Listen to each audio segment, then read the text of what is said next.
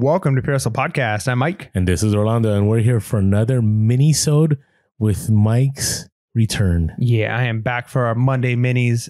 Excited to be back.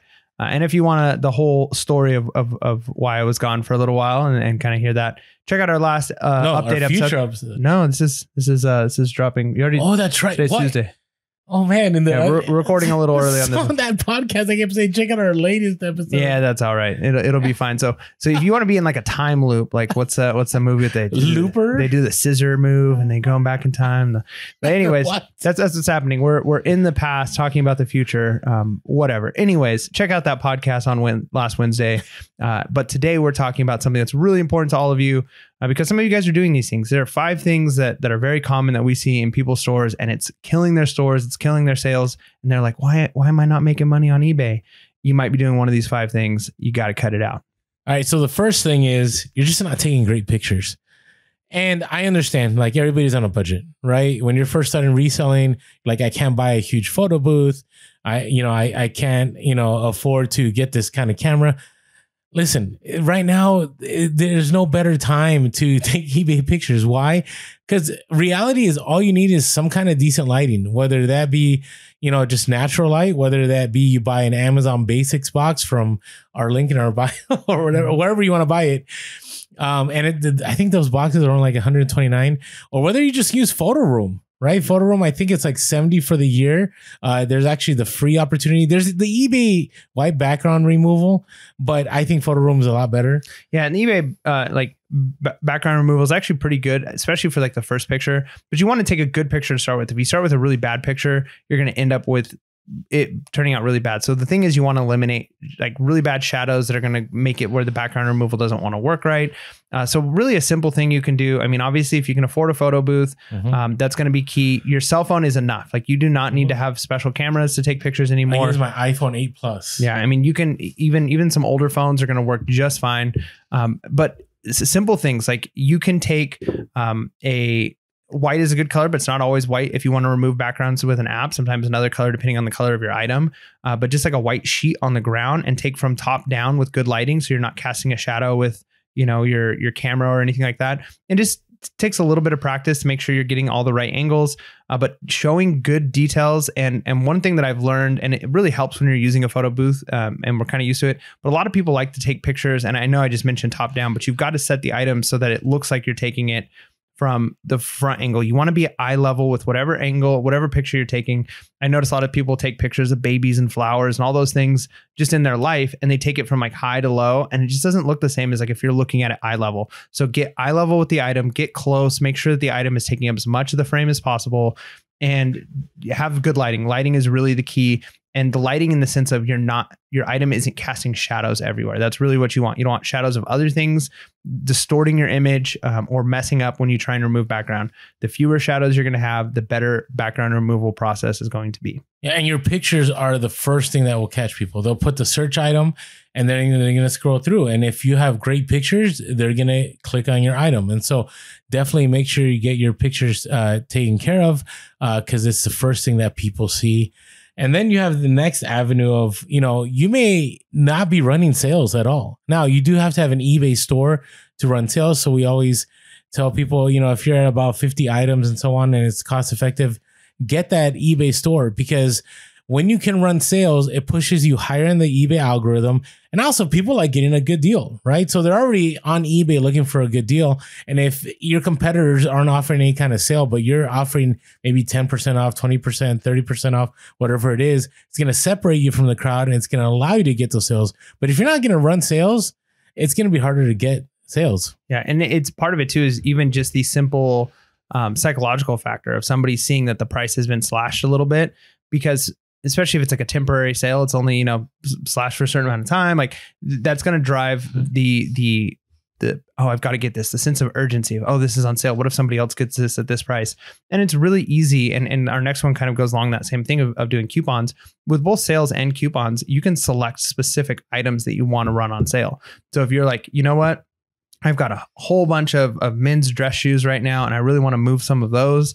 I've got the boxes kind of already set up for those. It'd be really easy for me to do those this week. Run the sale on those, or set up a coupon for those, and you're going to be able to move the specific items that you're trying to move, which can be really helpful because there's certain times where you know what it's like when you get 5 sales in a day and they're 5 completely different types of items and the types of boxes you're doing are different, and it just adds extra work to you. So if you can say, you know what, I've been tons of hats. I've got a bunch of hats right now. Let's just this week focus on running coupons on some of my hats or sales on my hats, and they're really going to move. And you've got a couple options when it comes to coupons. If you're trying to get return buyers, you can send a coupon in with something that somebody has purchased. Yeah, you do private coupons. You can run just a constant coupon that's on the item itself, which is really cool, where they see it, they can put it in.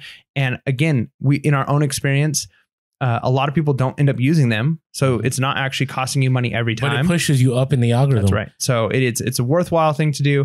And a coupon is also a useful thing to do when you're dealing with a customer. Maybe they're asking questions on an item, or if you had an experience where you sent something and it broke and something like that.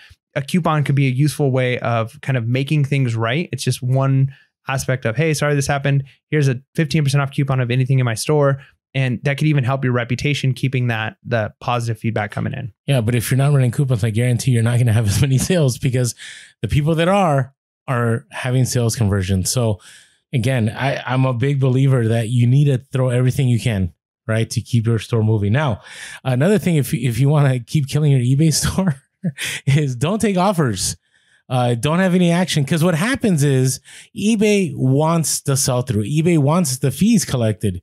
Right. And if you're not promoting your listings, right, that we didn't throw that on here, but I do believe that, if you're not doing promoted listings, especially in a saturated field like clothing, you're not going to get as many sales, because eBay is going to push those items that you are promoting, because they're going to get a higher cut and they're going to want those sales to go through. So it only makes logical sense that your items are going to sell more if they're being promoted. So if you haven't promoted your items, you definitely need to, at least 2%.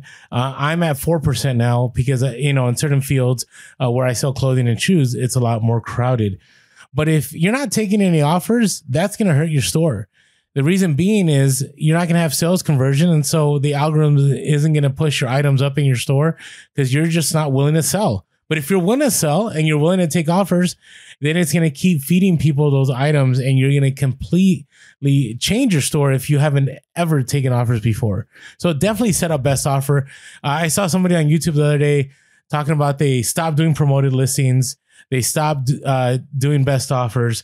They stopped running sales, and their sales plummeted, and they were upset about that. I'm like surprise. Well, what do you expect? That's what eBay has been pushing for the last 2-3 years. You don't do those things, you're not going to get sales. Yeah, you got to think about it from the perspective of eBay. eBay wants the conversions and the stores that are converting the most and giving them the highest fees, which is sad that that's the case, but it is what it is. They're a business. And the next one is if you are not accepting offers, you're killing your sales.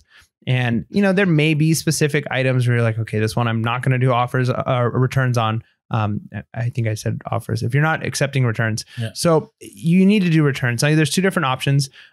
There are buyer paid returns, and then there's free returns. Now, in order to get the eBay seller protections, the extra seller protections that they're providing, you need to be a top rated seller and you need to offer at least 30-day returns. They don't need to be free returns.